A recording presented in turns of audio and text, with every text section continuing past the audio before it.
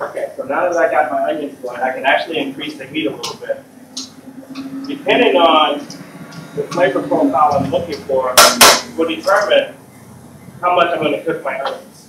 Because I'm doing a roasted tomato with a fire roasted tomato with our salsa, I want to kind of brown the onions. As I brown them, that's the natural sugars coming out of them and actually sweeten them up. Again, that's how we can add flavor. If you're not looking to add a little more flavor to your onions, just kind of keep it on a medium heat and soften them up. And they'll kind of get translucent or almost clear, so to speak.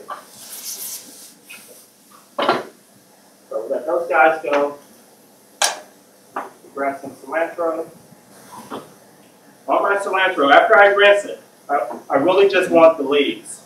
Okay? So I'm just going to kind of pull the stalks between my two fingers. I kind of pinch it together and break the leaves off by pulling the stalks towards me up in the air. Right there. Is it about texture or is the stalks bitter? Well, one of the things is if I'm using cilantro, I really want to see some of that cilantro. I want to see some of the leaves on it. So I'm not going to chop it as much. So if I don't chop it as much, then you're going to end up with big pieces of stalk. Okay? Great question. And I do the same thing with like thyme, with tarragon. Not so much with basil. Basil, we want to roll it and kind of cut it into ribbons. And that cut's called a chiffonade. And basically, we cut basil like that because basil has little veins on the back. They have the main spine, so to speak, but they have these little capillary veins. And if you chop it, if you've ever had fresh basil, you got it home, it looked great when you got it at the store, and then you chop it and 5 minutes later it turns black. It's because we grew those little capillary veins. So what you want to do with the basil is kind of stack the leaves up together after you take the stem off, and then roll it. And then you want to cut it down that main spine, and then kind of break it apart, and you end up with little ribbons. And those ribbons are called chiffonade.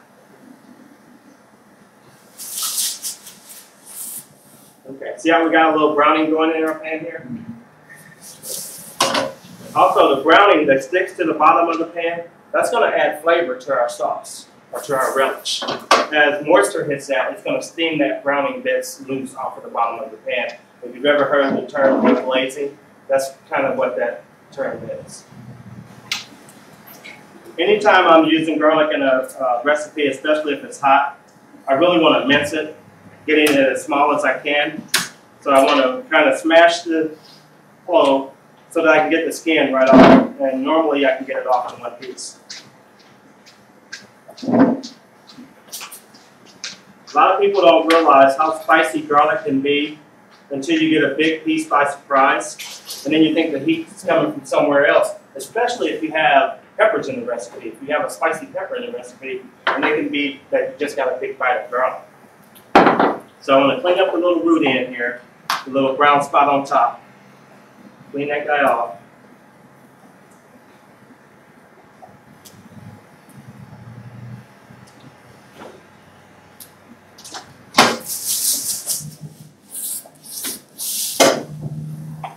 And just kind of break these guys down into manageable sized pieces where I can mince them.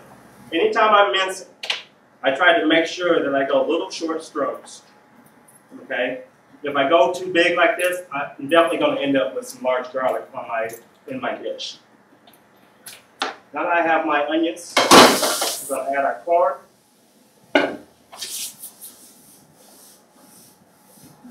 Let those guys cook up while we do our garlic.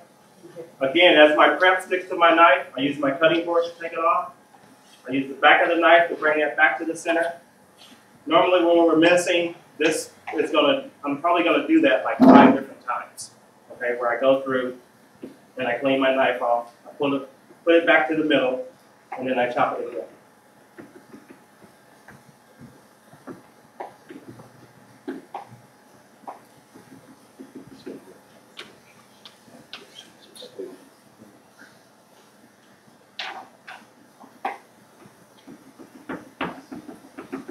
Okay, so we got our garlic.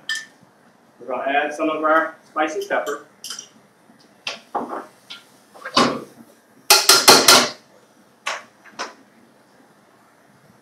I've got 2 cans of fire roasted tomatoes. whenever I'm doing recipes for classes, I always make sure that I shop for ingredients where you guys can find them. I don't want to give you guys a copy of a recipe that has ingredients on it that you have to go to Chicago for. Nice little pieces. We add our cilantro.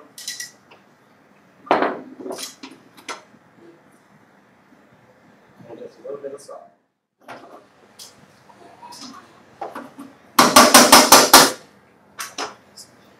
Okay, who wants to try some of this for me?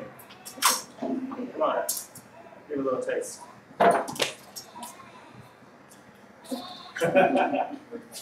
You? It's a little hot right now.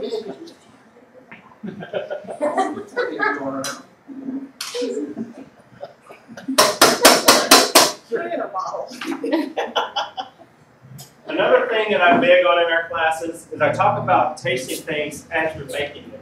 So you can kind of see where your flavors are going.